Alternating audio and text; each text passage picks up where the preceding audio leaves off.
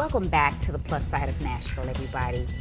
Poverty and the Arts, an organization that is giving the homeless of our community a hand up versus a handout. And many are rising to the occasion. Here to explain is the program's founder and the executive director, Nicole Brandt. Hi. Welcome. Hi. I loved reading about this organization and how you have a strong connection to the homeless prior to starting this foundation. Talk a little bit about your background, Nicole, and how you came up with the idea. Definitely. So I grew up in a really small town in Kentucky.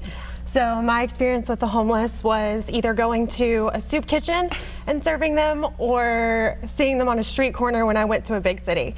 And my senior year of high school, I got connected with a guy who would go to homeless tents and campsites in Louisville, Kentucky.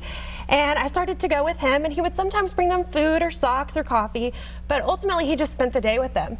And growing up, a lot of the narratives told to me about homelessness were just that they were simply lazy or drug addicts and that they didn't deserve anything else. And one thing that I really realized by spending time with them was how resourceful and creative they were, but the many limitations, whether it was trauma, mental illness, physical, criminal history, things like that, that led to barriers. And so I moved to Nashville in 2010 to go to Belmont University, and I got an on-campus job, which was a work-study job in the Center of Service Learning.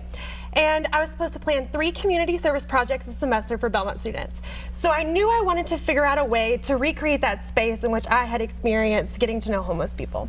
But I didn't think I could take a bunch of college students to homeless camps or tents, nor did I know where they were at the time because I just moved here. So I started to play with this idea of art could be this way in which we all meet together and we're equals. And instead of serving them a meal and this me versus you experience, we were writing a poem together or playing music.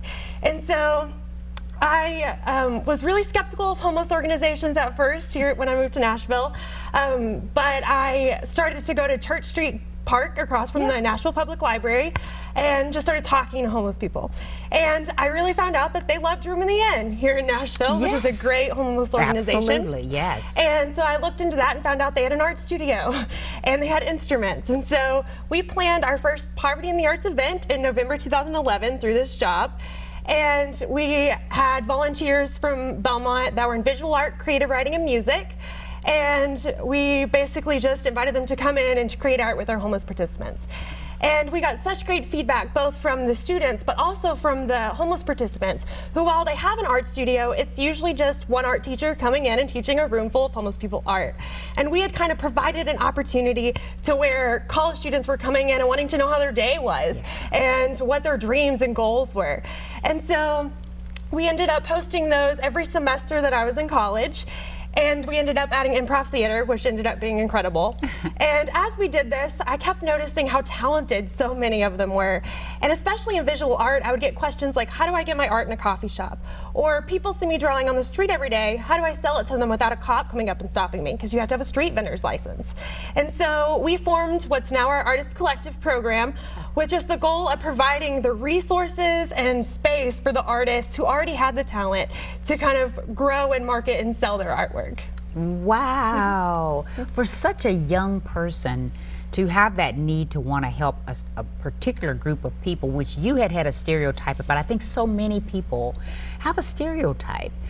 Talk a little bit about the types of creative arts that these folks are turning out and that they're able to sell. Yeah, definitely. Obviously, you're going to have your painting and acrylic to watercolor to oil. We also have some artists who do copper etching. So they take copper and a hammer and a nail and create scenes from lake scenes to things like that.